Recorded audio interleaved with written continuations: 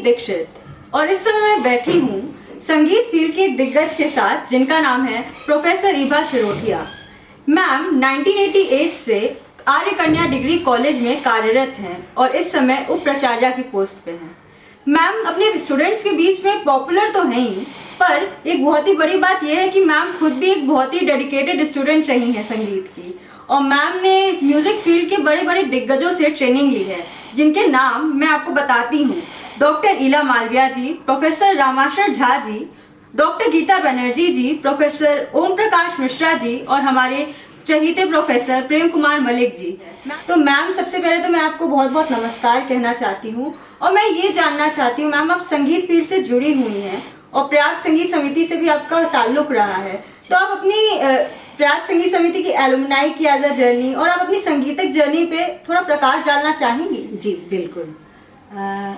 अनुभूति जी, मैंने ऐसे परिवार में जन्म लिया जहाँ साहित्य और संगीत की दोनों धाराएं समानांतर रूप से चला करती थी।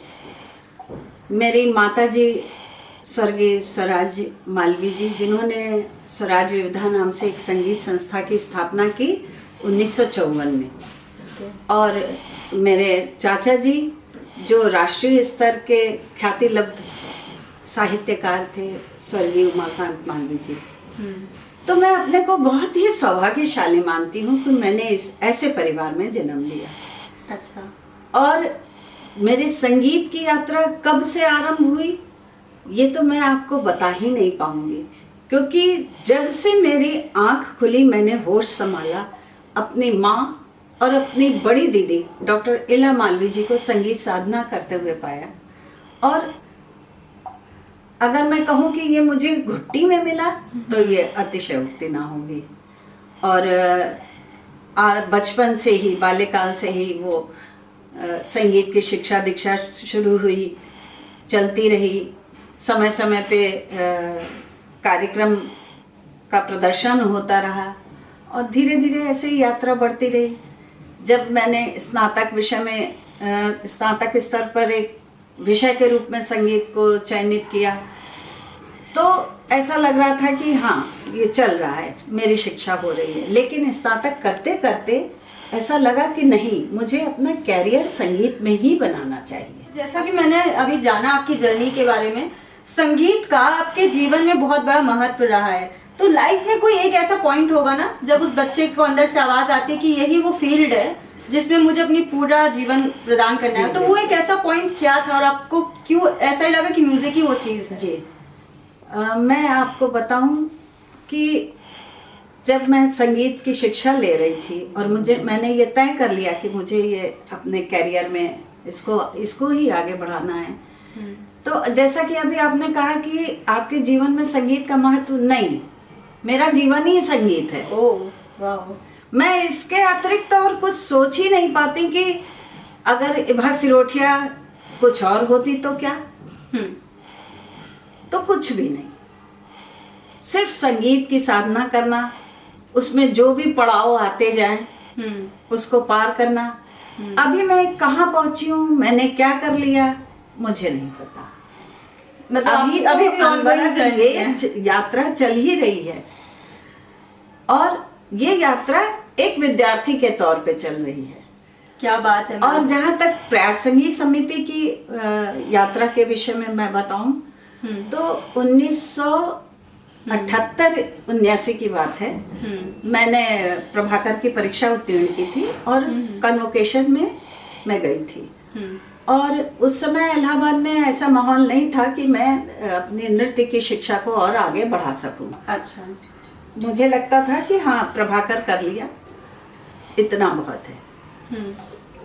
और उसी साल कन्वोकेशन में प्रोफेसर ओम प्रकाश मिश्र जी ने प्रवीण में स्वर्ण पदक लिया था। अच्छा। सर्वोच्च स्थान प्राप्त किया था, और वो कन्वोकेशन में अपनी प्रस्तुति दे रहे थे। और अनुभूति, तुम्हारा तो नाम ही अनुभूति है, मैं अनुभूति करके ये बताती हूँ कि वो जो क्षण था, हाँ, वो जो उनका प्रदर्शन था, उस समय वो तूफान की तरह नृत्य करते थे। और जिसे कहा जाता है मन छेला देना, और कण कण में संगीत बैठ जाना, वो सारी अनुभूति हुई। और मेरी बड़ी बहन डॉक्टर इला मालवी जी मेरे साथ थी। मेरे घर का नाम कंगन है। कंगन, ओ हाँ, और उनका नाम कंचन है। अच्छा। अक्सर मैं ये कहती हूँ कि हाँ। कंचन क्या का कंगन, ओ। सोने का कंगन। क्या बात। तो वो थी, उन्होंने हमसे कहा कि कंगन अगर ये इलाहाबाद आ जाए तो हम तुम्हें फिर से सिखवाना शुरू कर दें। क्योंकि प्रभाकर के बाद रुक गई थी शिक्षा। अब मेरा सौभाग्य कि ईश्वर को ये मंजूर था कि मैं और आगे सीखूं। साल 1.5 साल बीता नहीं होगा कि गुरुजी इलाहाबाद आ गए। 81 में इलाहाबाद आ गए। और हमारे एक परिचित थे श्री प्रदीप सिंह जी, जिन्हें मैं हृदय से धन्यवाद देती हूँ। उन्होंने ऐसे ही बातों बातों में बताया कि ओम प्रकाश सर जो हैं वो इलाहाबाद आ गए। ये शाम को बात हुई और सुबह हम और इला दीदी संगीत समिति में। अब तो सीखना है क्योंकि वो आ गए हैं, गुरुजी आ गए हैं। और उस दिन से मैंने सीखना उनसे शुरू किया गुरुजी मैम के। एक चीज मैं पूछना चाहूंगी आपसे, संगीत से तो आप जुड़ी थी, ये कथक का एलिमेंट भी आपने ऐड किया, तो एक नया खुलासा है, तो आप इस पे प्रकाश डालिए थोड़ा। कथक मैंने पहले भी चर्चा की कि कथक संगीत में तो तीनों चीज है, गायन वादन नृत्य जी। तो मेरी शिक्षा वैसे ही चल रही थी, गायन की भी जी, वादन की भी हाँ। और नृत्य की भी। लेकिन जो ऐसा कहा जाता है ना, टॉप पे कुछ एक होता है जो दिल के एकदम करीब हाँ। होता है। तो पहला प्यार कहा जाए तो मेरा कथक ही है। क्या बात तो जब मैंने अपने कथक की शिक्षा शुरू की, शिक्षा लेना शुरू किया सर से, तो बहुत उन्होंने अभ्यास कराया।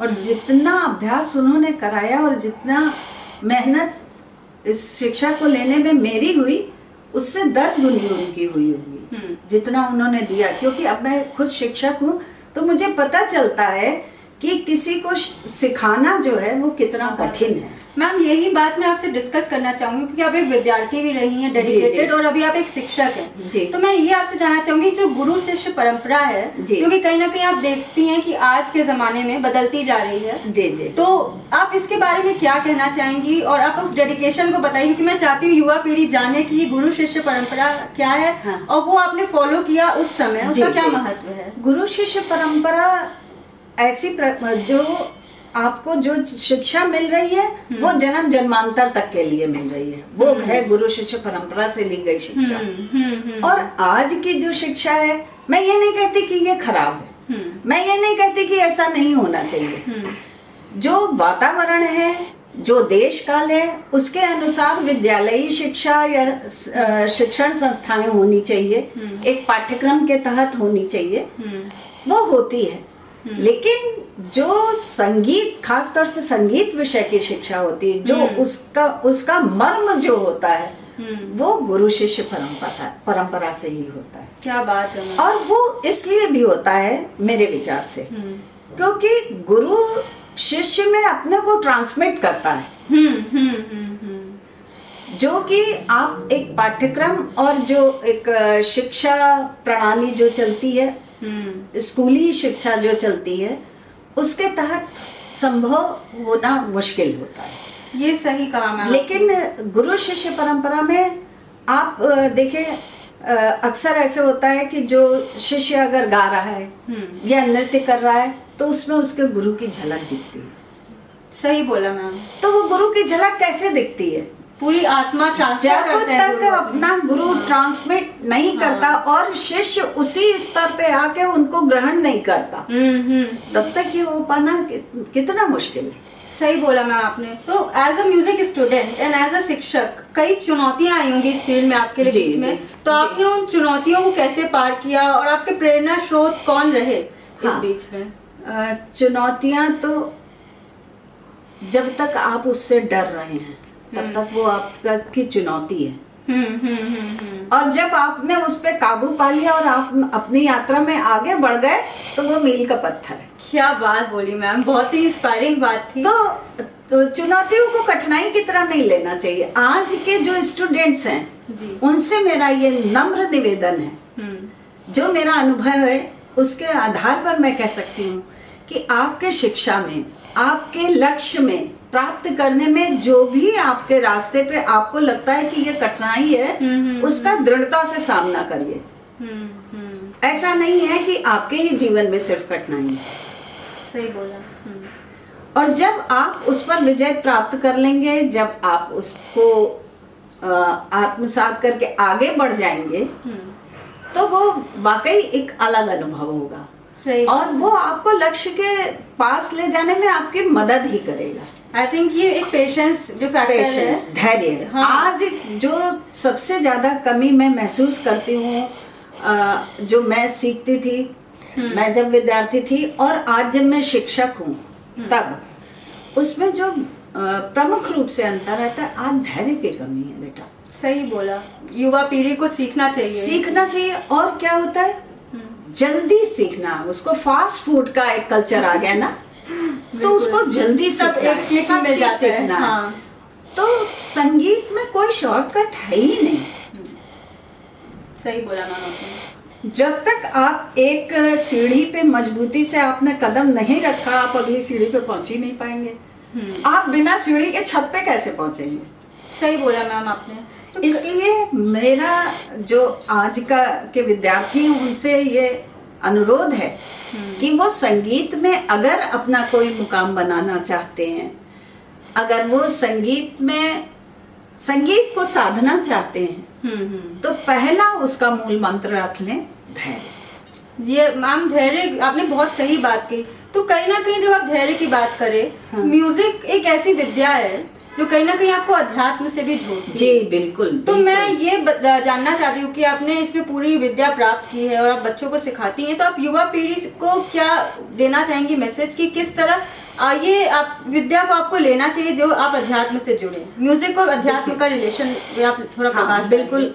मैंने मेरा जो शोध का विषय था जी, वो भक्तिकालीन साहित्य एवं गायन संगीत के परस्पर संबंध का विश्लेषणात्मक अध्ययन।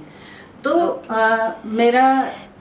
मैंने जो बताया अभी पहले भी कि परिवार में तो एक हिंदू सनातन धर्म को मानने वाला परिवार था। तो भक्ति, ईश्वर और इस सब में जुड़ाव शुरू से ही रहा, लगाओ। और ये मैं मानती हूँ कि हाँ, किसी भी चीज का जो चरम लक्ष्य है वो ईश्वर प्राप्ति ही है। खास तौर से संगीत का। हाँ। आप स्वांतः सुखाय कर सकते हैं। एक स्तर तक आकर आप मंच पे प्रस्तुति देना बड़ी अच्छी बात है, कलाकार बन जाना बहुत अच्छी बात है। लेकिन एक स्तर पर आपको लगता है नहीं, मुझे अपने लिए करना चाहिए। मैं अपने लिए गाऊं, मैं अपने लिए नृत्य करूं, ऐसा करूं कि जिससे मुझे खुशी मिल जाए। हाँ। और जब आपको जो चीज करने से खुशी मिलती है ना, वही ईश्वर है, क्योंकि आपके अंदर भी तो ईश्वर है। सही बोला। जो चीज आपको करने में खुशी मिले वो ईश्वर है ना। ये बात अलग है कि कोई किसी को कोई मानता है, कुछ मानता है। लेकिन मुझे ऐसा लगता है कि वाकई संगीत साधते साधते कभी ना कभी तो वहां तक आवाज पहुंचती है। तो मैम, मैं आपसे जानना चाहूंगी कि आपने आज म्यूजिक के क्षेत्र में एक मुकाम हासिल किया और अभी भी आपकी जर्नी निरंतर चालू है। तो इसमें आपकी फैमिली का भी बहुत योगदान रहा, जैसे कि आपने बताया आपकी माँ का योगदान रहा, आपकी बहन का योगदान रहा जी। आप अपने लाइफ पार्टनर के योगदान के बारे में कुछ कहना चाहेंगी? हाँ, एक औरत के लिए बहुत बड़ा सपोर्ट होता है। एकदम सही बात है। ऐसा कहा जाता है कि एक सफल व्यक्ति के पीछे एक औरत का हाथ होता है। हाँ। लेकिन अगर कोई महिला ने कोई मुकाम हासिल कर लिया है और उसको लोग स्वीकार कर रहे हैं, तो निश्चित रूप से उसके जीवन साथी का बहुत बहुत बहुत योगदान और उसकी तपस्या काम आती है। क्या बात। और मैं बहुत भाग्यशाली हूँ। मैंने जरूर पिछले जन्मों में बहुत अच्छे कार्य किए कि मेरे जीवन साथी के रूप में प्रोफेसर पावन सिरोठिया जी हैं। प्लीज आप महात्मा गांधी चित्रकूट ग्रामोदय विश्वविद्यालय में मृदा विज्ञान विभाग में प्रोफेसर के पद पर कार्यरत हैं। और वैसे तो इनका विषय विज्ञान विज्ञान विज्ञान रहा, लेकिन ईश्वर को कुछ अलग ही मंजूर था, संगीत और विज्ञान को मिला दिया। क्या बात है। और शादी के पहले इनका संगीत के प्रति इतना लगाव नहीं था, लेकिन मैं आपको बहुत व्यक्तिगत बात बताती हूँ कि जब मेरी फर्स्ट एनिवर्सरी हुई तो इन्होंने मुझे गिफ्ट में तानपुरा दिया।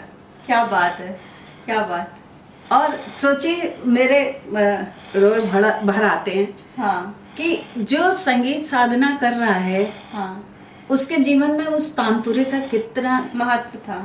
लाखों का गहना किसी काम का नहीं, लेकिन उस तानपुरे ने जैसे जीवन में और भी संगीत के प्रति मेरे लगाव को और दृढ़ कर दिया। क्या बात है। और तब से लेके आज तक लगातार इनका सहयोग मिलता रहता है और मैं बहुत ही सौभाग्यशाली हूँ कि आपका साथ मुझे मिला। तो बहुत ही अच्छी बात है। आई थिंक युवा पीढ़ी को ये भी देखना चाहिए कि ऐसी लव स्टोरीज को हम लोग ट्रू कहते हैं। यंग पीढ़ी को आप क्या मैसेज देना चाहती हो कि अब आप एक शिक्षक भी हैं और बच्चे जानना चाहते हैं। हाँ। कई बच्चे ऐसे हैं जो इस फील्ड में कैरियर बनाना चाहते हैं बट उनको रास्ता नहीं दिखता और उनको समझ नहीं आता। कई बार ऐसा भी होता है कि फैमिली से मोटिवेशन नहीं मिलती और कहीं ना कहीं वो छोड़ देते हैं बीच ही में। तो आप ऐसे युवा को क्या संदेश देना चाहेंगे कि वो म्यूजिक फील्ड में अगर कैरियर बनाना चाहते हैं तो आगे कैसे बढ़े? संगीत का क्षेत्र हो या जीवन का क्षेत्र हो, कोई भी क्षेत्र में आसानी से कोई चीज नहीं मिलती। तो अगर आपके पास आप संगीत सीखना चाहते हैं और उसको आप कैरियर में लेना चाहते हैं तो आपको सारी कठिनाइयों को पार करते हुए अपने लक्ष्य को पाना है। सिर्फ एक लक्ष्य लेना है कि मुझे संगीत सीखना है और मुझे उसकी साधना करनी है। जब तक नई पीढ़ी से भी ये कहना चाहूंगी कि जब तक उसके अंदर एक विद्यार्थी रहेगा तब तक उसकी यात्रा अनवरत चलती रहेगी। क्या बात। और जिस दिन उसने समझ लिया कि नहीं मैं बहुत बड़ा विद्वान हो गया, मैं बहुत बड़ा शिक्षक हो गया, तो भाई मामला वहीं खत्म हो जाता गड़बड़ है। फिर तो आपकी यात्रा आप कहाँ पहुंचेंगे प्रभु जाने। तो बच्चों ये बात जरूर सुनिए, युवा पीढ़ी मैं चाहती हूँ। और आई थिंक मैम आपका जो ये इंटरव्यू था ये बहुत लोगों को बहुत इंस्पिरेशन पहुंचाएगा एंड बहुत ही अच्छा लगा मैम की पूरी जर्नी के बारे में जान के। मैम आपको फिर से नमस्कार। कैमरामैन उद्देश्य के साथ अनुभूति दीक्षित।